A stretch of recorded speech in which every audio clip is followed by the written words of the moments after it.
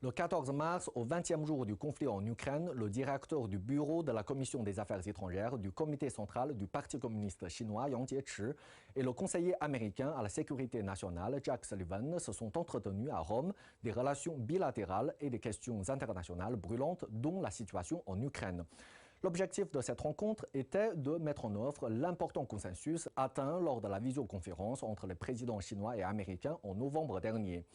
L'année dernière, les dirigeants et certains hauts fonctionnaires américains ont successivement déclaré que les États-Unis ne cherchaient pas une nouvelle guerre froide, ne cherchaient pas à changer le système chinois, ne cherchaient pas à agir contre la Chine en renforçant leurs alliances, ne soutenaient pas l'indépendance de Taïwan et n'avaient pas l'intention d'avoir un conflit ou une confrontation avec la Chine.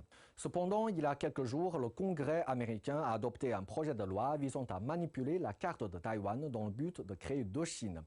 C'est une provocation flagrante de la souveraineté et de l'intégrité territoriale de la Chine. Cela montre encore une fois ce que valent les engagements de Washington.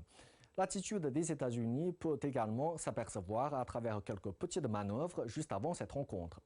À la veille de la réunion de Rome, M. Sullivan a déclaré dans une interview que la Chine était au courant à l'avance de l'invasion de l'Ukraine par la Russie.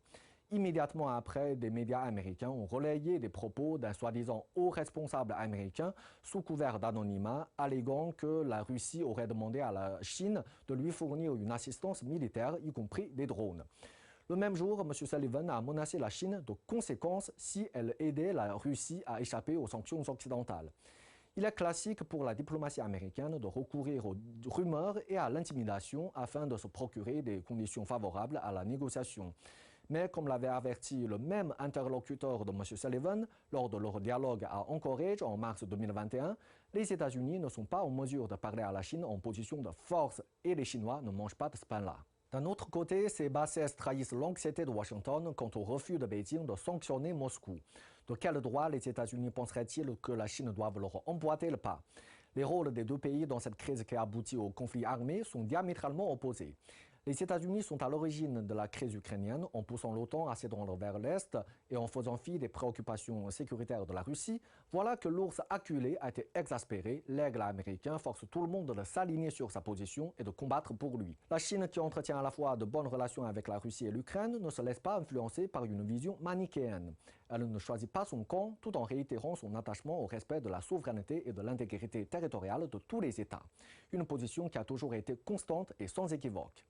La Chine s'oppose aux sanctions parce qu'elles ne résolvent rien et ne font que poursuivre l'escalade de la situation. Elle continue d'appeler à la négociation pour résoudre le problème, si bien que le ministre ukrainien des Affaires étrangères a qualifié son rôle de constructif.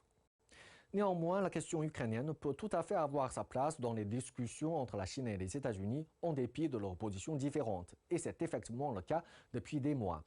Mais si Washington veut faire chanter Beijing en liant ce dossier à leurs relations bilatérales, sa déception sera cuisante. On ne peut d'un côté demander à une personne de collaborer et d'un autre lui cracher dessus et comploter contre lui.